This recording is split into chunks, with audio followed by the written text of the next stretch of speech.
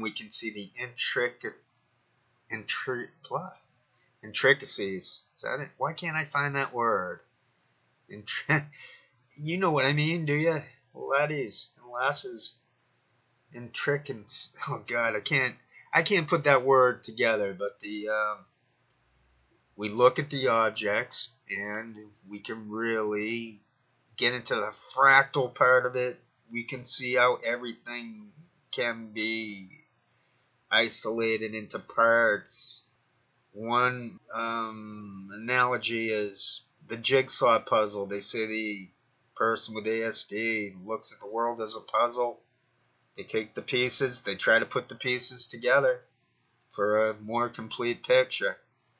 Problems are comorbidities. There's nothing wrong with someone with Asperger's. They just have different brain wiring. So you put the Aspie in a safe environment, they're going to flourish. You establish the world, you set up the world for them, and they're going to do quite well.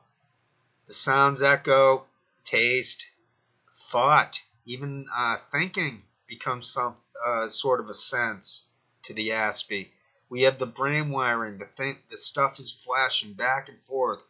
We don't know how we're doing it, but we're able to. Obviously, you basing this on memory because memory is the source of everything. So the Aspie is able to somehow utilize the brain in a way in which connections are made that the neurotypical cannot make.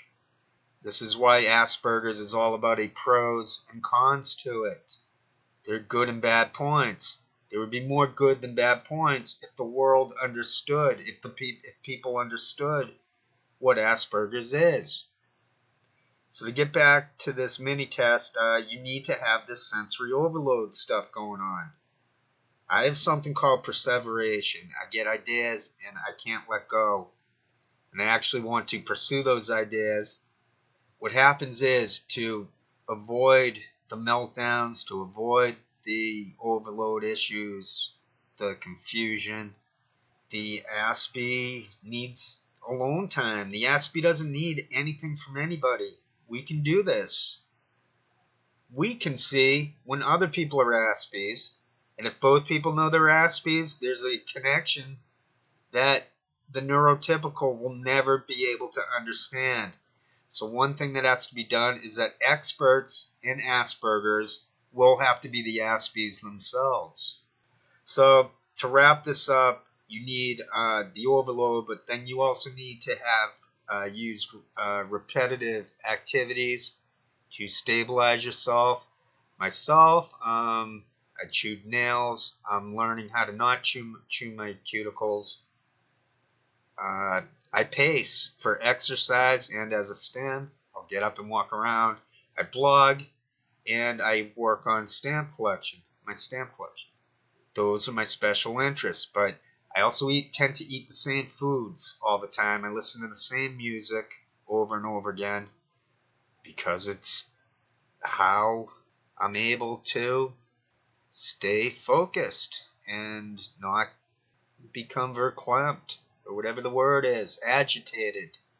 I eat the same food. I don't have to worry about what the hell. I don't get overloaded because I know what the food is. I like the food and I eat the food. Aspie's like routine. What else? I'm trying to wrap this up. That's pretty much it. The stereotypes will prevent someone from understanding that they might have this condition. That's what happened to myself. This was not understood until starting around 1994. The Asperger's part, the way people can go through the system and succeed to quite an extent until they hit the wall. So you need those two things. You need the sensory overload issues, and you need the ASD, the autism spectrum disorder response to those sounds, to those tags in the fabric driving you nuts, to some situation that you can't stop thinking about. If those basic ideas resonate with yourself, then you might have Asperger's.